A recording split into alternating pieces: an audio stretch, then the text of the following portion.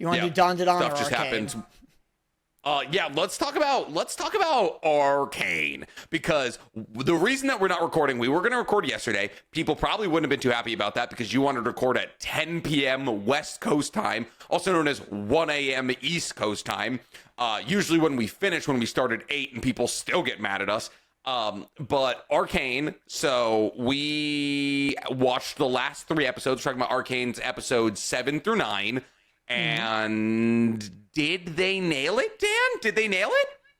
I think they kind of nailed it. How do you feel?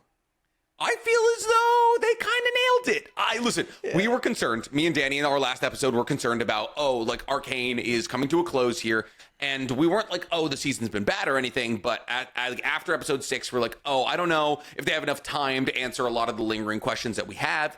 And I'm going to be real, I still have lingering questions. Like, I'm not going to sit here and say that, 100% of my questions have been answered. But the way that they split up the 3 episodes, I thought was pretty much the best way they could have done it. They spent 1 episode on Echo, they spent 1 episode on Vi and Jace, and then they spent 1 episode, bringing the story to a head with, Mbessa. So it's the 3 episodes kind of focused on the 3 pain points that we had after the conclusion of episode 6, where we're like, these are the 3 people we need to know more about. We need to know what's going on with these people. And so I think they kind of did nail it, but I do have lingering questions that we'll get into a second. But before we get into any of this, can you believe I had to download a VPN that I had to download a mega ultra VPN that's allowing me to do this stream right now. For those of you who don't know, I'm in China. And there's a firewall wrapped around this entire country that doesn't allow for you to use basically any IP that's not Chinese. And would you believe that Arcane, the show based off a game made by Riot Games, a company owned by Tencent that is a majority stockholder in the Chinese government, impossible to find here. Impossible. Cannot find it. And I was like, if there's one show I should be able to watch in China, it's Arcane. This show this is basically like Sung Wukong level of if any show should be in line with the CCP's idea of what television and movie should be, it should be Arcane. But apparently not. It's too gay. What are you talking? They hate gay media. It's gay as hell. And that is also fair. And probably why I couldn't find it. I can't believe there's a scene, so spoilers for Arc 3 of Season 2 of Arcane. There's a scene where Jinx is in a jail cell, and her hair has grown 10 years worth of hair, even though her nails are still painted blue. And no, that's just how long her hair has always been. There's no way it's always been that long. Are you kidding me? It's so long. She has braids that go down to her ankles. Danny, you know hair braids make your hair longer. shorter, right? Danny, braids make your hair shorter. Think about it. Think about a braid, Dan. Think about a braid for 1 second. You have to tie it into it's a twist. All right, what's longer, a straight piece of hair or a twisted piece of hair? You're making a lot of sense. Yeah. Here. Yeah. It's just she took her braids out.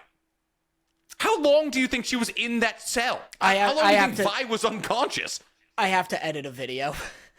I have to go edit a video. I have to go edit a reaction.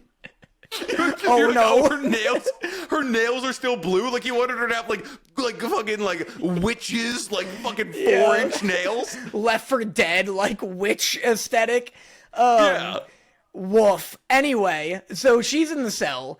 And Vi comes and is chatting with her, and then Jinx pulls a little switcheroo and locks Vi in the cell. And then Jinx is essentially I'm gonna go kill myself. And then Vi's rats. And then Caitlyn comes and lets her out, and instead of being hey, Jinx is gonna go kill herself, time is of the essence, I gotta go stop that. Instead, she spends the next, what I assume to be 15 to 20 minutes, just munching box.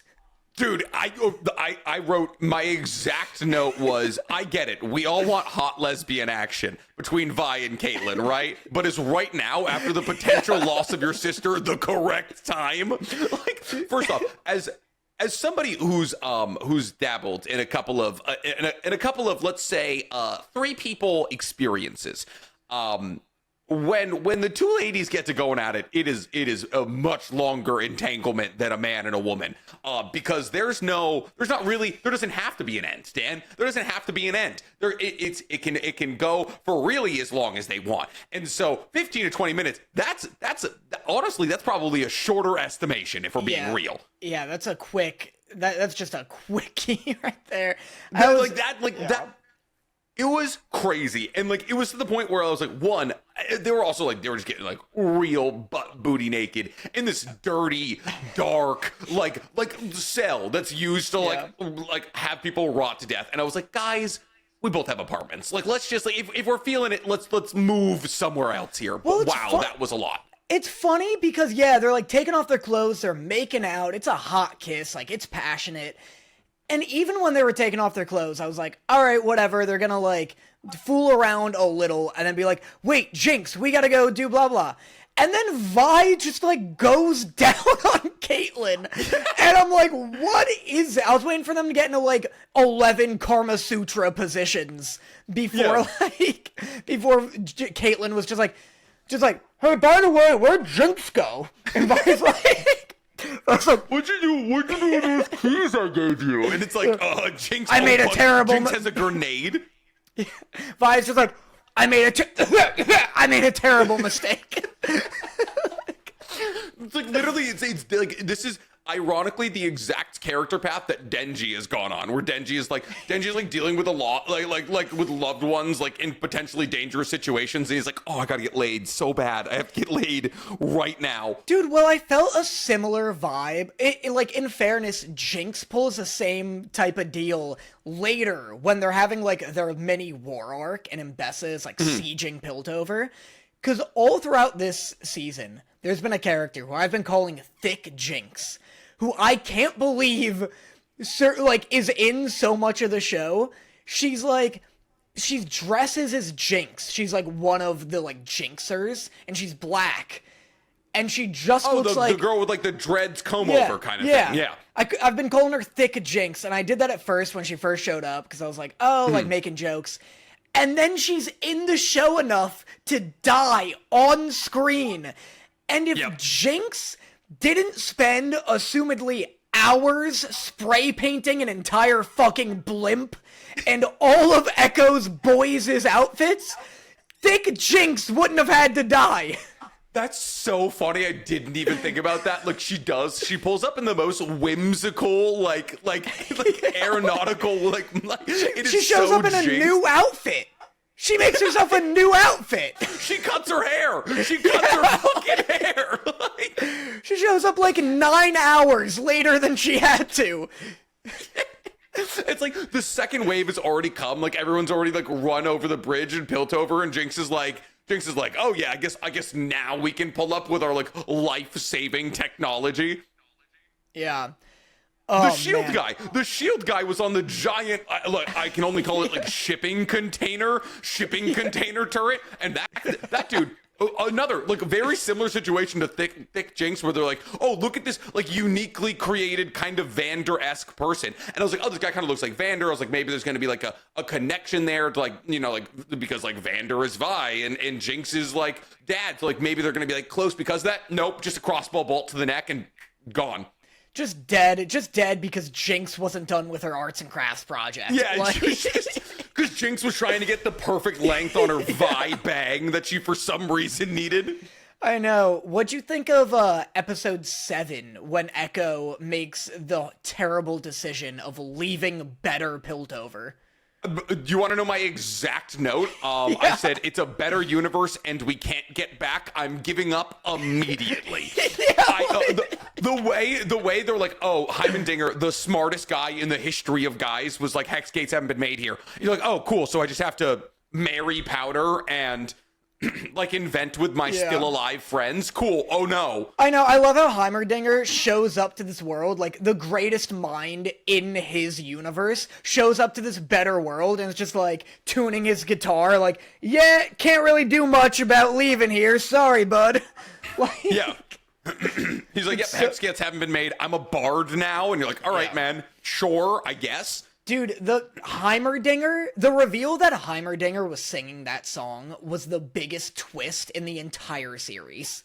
I texted you guys because I was there. There's like this wide panning, sweeping shot of this just gorgeous world. Like Zahn is exonerated. Like it's like nice down there. They're trying to Echo's trying to work on this like lossless fuel cell, like energy cell, like battery wall kind of thing. Like, oh, we're trying to use the gases from Zahn's like exhaust to create energy systems, and everyone's alive. The guy I forgot about Mustachio Man and the thicker dude that used to be on Powder's crew. Oh, Milo and whatever, yeah. Did they die? Yeah, they in died. the real world? Yeah, Jinx killed him. Jinx kills during the explosion, right? Yeah. Like the explosion that kills Vander. Yeah. Okay. So yeah, like they're alive. Like Echo, it's just such a better life. Like Powder isn't insane yet, and then they're just like, oh, we're just gonna leave this world. But them like doing that wide panning shot. I texted you guys. It was like 3:00 in the morning there because I was watching it in China. And I was like, is Heimerdinger singing this song? And then it slowly like appears to be him. Like, oh my god, it is. It was like watching. You ever seen not Family Guy, American Dad? Yeah. It was like a Steve like level Roger. performance. You're like, Oh, yeah. I would not expect this beautiful song from that voice. Dude, I was watching it, like, in my room, and Sarah's, like, in the next room, like, blow-drying her hair, and she comes in, and she's like, are you listening to Bob Dylan? And I was like, you are not going to believe who I'm listening to. I'm listening to better Bob Dylan, all Yeah. right? Timothy Chalamet couldn't do this if he tried. Oh my god, I would love for someone to edit Heimerdinger into that Bob Dylan movie trailer. That'd be great. That'd be just replaced. Yeah. Listen, it's like Chopper and live action One Piece. Just throw him in Yeah. there. Throw him in there. Let everybody else be real. But no, episode 7 was crazy good. I really love them cutting between, like, Echo having, like, a beautiful coming-of-age story and Jace just in hell eating bug monsters. Like, his hammer breaks his leg. Like... Can I say something? Yeah. Listen, terrible. One, I really wanted like an Always Sunny title role. Like Jace has the worst day ever or something. Like I was like, dude, I was watching this dichotomy between exactly that. Like Echo being like getting his like our first straight kiss, which happened in another universe. I thought that was funny. I was like, a straight kiss, we're so back. And then I was like, oh, it's another universe. I Yeah, was it's like, the straight universe. Yeah. Yeah, the straight universe here. And so I was like, my notes are very funny from this one. I was like, Jace has the worst day ever, and then I go, oh no, monsters! Better pick up my 300-pound non-powered hammer. Like, there's a moment where Jace is like seeing all of these, like, basically, what are the things that if you look at them they don't move from Doctor Who? Oh yeah, the Weeping Angels. Weeping Angels.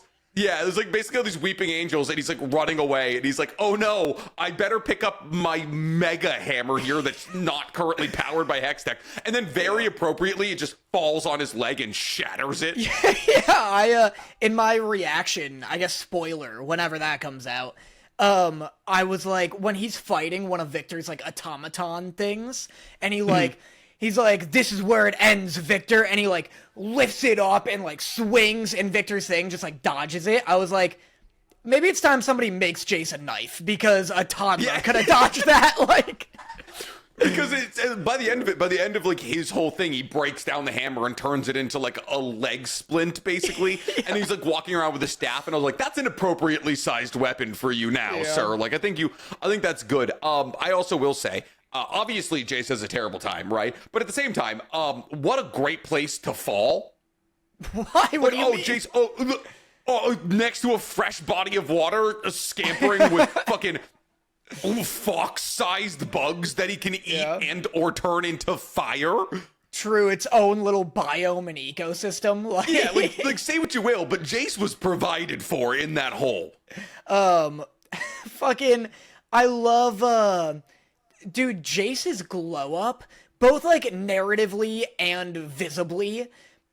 is one to be studied because he was such a lame, boring dork in season 1, and then now he's like carrying the plot on his shoulders. He shows up to fucking council, bearded and dressed like he's cosplaying as a steam engine.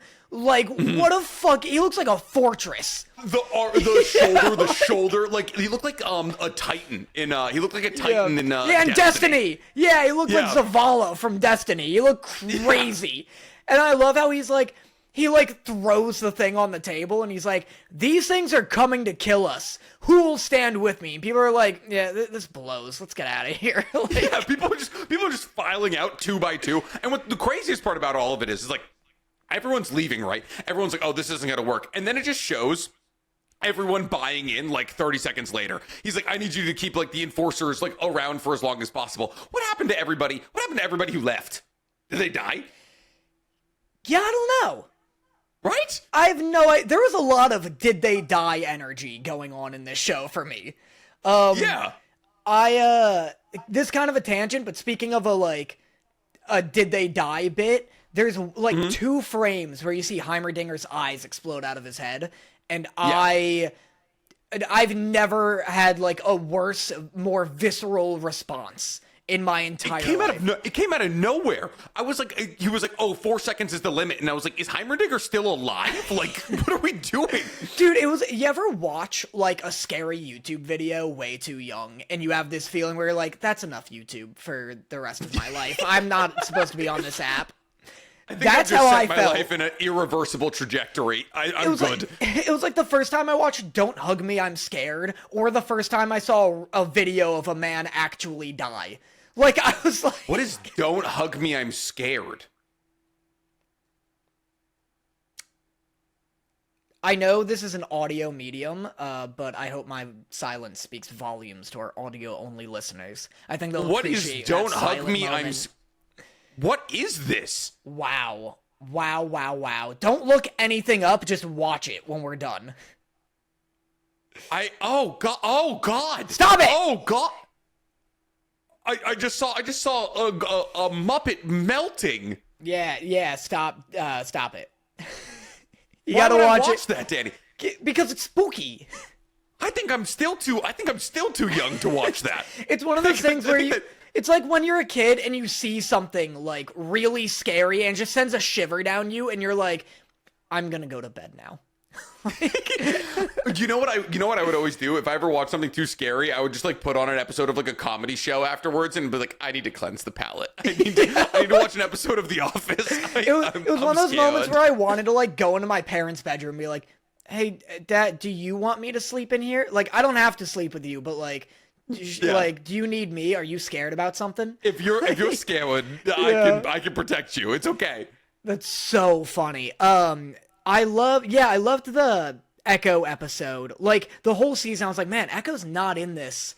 I was just, like, impressed. Because I was genuinely like, man, this season's rushed. This is gonna be a disaster. Yeah. And then, like, the Echo episode, I was like, this is a good amount of Echo for me. Like, I'm satiated. And then... Yeah, oh, no. Look, I think every episode did a really good job of not only delivering enough of the character, but also wrapping up their story. The only character I would complain about in any capacity is Mel, just because her story, like, I don't know, it felt too fast. Like the Black Roses thing wasn't super explained. I'm still not entirely sure who the witch was, like who the witch that, like, I don't know if Mel won. I don't know what they wanted to do with Mbessa. I don't know why Mbessa was involved with them. So I would say like the only storyline that I like found lacking out of any of this was Mel's storyline. You don't even like really figure out like why Kino dies. And it's like, it's kind of revealed that like Mbessa is actively trying to work with like the runes and Victor so that she can garner enough power to be able to like finally take out like the witches, basically. Like that's all she's like trying to do here. And like she has like this like runic power that she like ties around her wrist kind of thing that like allows her like it's like a protection spell of sorts. But I don't like, so Mel's story is probably the only one where I'd be like, oh, I don't feel satiated with that. But I will say, episode 7 is probably the most impressively animated thing I've ever seen in my entire life. I have, 7. You called me out on this. What were you saying? I said, wow, 7. I was shocked that you didn't say, like, episode 9. Episode 9 No, kind of so blew me away. episode 7, when they were doing like because they're doing like the ripcord, like the restart like thing, and it's all revolved around this like kind of like living runic hexgate ball thing. And those scenes were crazy, and they just like kept doing, and they're like as they were switching to Jace, and they were showing like this dystopian landscape where like it was like Piltover, or no, it was like Runeterra, or like Piltover that's been like destroyed through the power of Victor, and like this like sweeping like broad scope, and it's like in the same way that we said that like episode 7 was somebody's masterpiece, right, for Dawn to Dawn. I feel like episode 7 for this was somebody's like directorial and artistic masterpiece. Like, and so like, I feel like it got to the point where the episode 7 where I was like, oh, they have extra budget. I actually thought like, they were like, oh, we actually didn't spend that much money. Like the music videos padded a ton of our spending over the last 6 episodes here. So we can just put it like half of our budget into episode 7. But every single one of these episodes was wildly beautiful. And I know we talked about this last week where I was like, oh, the slideshow scenes are a bit weird, but when Echo and Powder were doing their dance, and it was like they were like doing it choppily, I thought that was a really cool artistic moment, because like it would have been fine if they were dancing, but like it's kind of awkward to watch other people dance because it was happening like a couple of frames at a time. Ironically, it felt more sincere, like we were watching like photos of a night that they wanted to remember. Well, like we were watching it through. Yo, you got it? Well, I was just gonna say, yeah, I felt that it was like a fleeting memory, which made it more like bittersweet, because it's like, oh, this is a beautiful moment that they're sharing, but like, it's like Echo will only remember these few frames of it, you know? Like, it makes it feel like it's fleeting more than it's something that... Because, like, that's how you're, like, you don't remember everything that happens. You remember key points, and that's what it felt like. Yeah, no, I agree. Look at me. I went to film school. I paid for this. Yeah, that's you. I paid for this. With your big brain. Move my big old brain. I would say out of all the episodes, though, I would say 8 was probably the least impressive. 7 was really good. 8, like all of the episodes were good. I mean, obviously 9 is like the Paramount War. This was, and your videos about Jace and Victor being gay have been hitting my FYP recently. But wow, oh my goodness, is this? These episodes are the biggest case for Jason and Victor just needing to kiss so bad. There's the moment when both of them are like they're ethereal beings, like they're both like these like spiritual beings, and Jace grabs Victor by the back of the neck, and I was like, this is it, baby, we're getting the kiss. And then they just did the little like they're like sharing their contact information through a forehead touch. Dude, I really thought Victor was gonna kiss his little forehead. Like they're like 69ing faces. Yeah, dude, the Victor and Jace shit really carried this show for me. Like, I was way less interested in Vi and Jinx this season than I was in Victor and Jace. How do you feel about, Interesting. Oh, you feel differently? I don't know if I necessarily agree. I like Victor and Jinx. I would say that they probably play second fiddle. But I find Victor and Jace, I find Vi and Jinx to be the most compelling part of the show, mostly because I think it was done really well that in the beginning, obviously, there's the establishment that they're sisters, they grew up together, Jinx is accidentally responsible for the death of their father, and then both of them are kind of the worst for a while. Like, neither Vi nor Jinx can hold 100% of the blame for them not being close for the majority of this show. But my genuine favorite part of this entire show was the fact that in this season, Vi and Jinx slowly but surely rectify their relationship and come back together. And a lot of that has to do with like Vander coming back through the medium of whatever his face is, the werewolf. And then also like the way that their story ends. So I think Victor and Jace were more responsible for the movement of the plot, but I found Vi and Jinx's relationship more compelling. Yeah, it just felt like repetitive by this season, where it was like, there's only so many paint-themed terrorist attacks Jinx can do before I'm like, we gotta be a stricter fascist government here. Like, this is ridiculous. This is getting ridiculous. Like... We need to start we need to start cementing over Zahn. Yeah. I get it. The roads are blocked. Let's just start covering the whole thing. There's a new act of terror every 40 minutes in this goddamn town. Like, just set up guards at every paint store in Piltover. You'll catch her. She's got to be getting this shit somewhere. If somebody buys blue hair gel or like hair dye, just execution. Right just there, execute them. Just get it out of the way. Like, oh, I'm sorry. Like, you just can't have one hair color. You'll live with that. You'll live with that if it means not having our governmental bodies nuked. Dude, every box of blue hair dye, make it a bomb. Make it a bomb that explodes when you open it. It's like, what is the fucking guy who makes glitter bombs? So when people steal his packages, yeah, just do that. Just do that, but like with C4. I love the idea of like, a family being like, oh, who's excited to go see Moana 2 or something, or like, let's go do like ocean hair, and it's like, family eradicated by blue dye. They're just like shadow stains. Yeah. Oh my god. One of my favorite bits in the show, genuinely, was when Echo gets his, 4-second time rewind thing, and he goes to Jinx, and, she's like, you're too late, kid, and he's like, wait! And then he, rewinds, and then he's like, I came to talk, and she's like, too late, and he's like, what? And then he rewinds, and, he gets, she's relentless with wanting to blow herself up, that, after, 6 times, he's like, hold on, I'm just gonna catch my breath. And then he sits down and he's like, just trying to have a chat here. And she's like, you're too late. And he's like, fuck!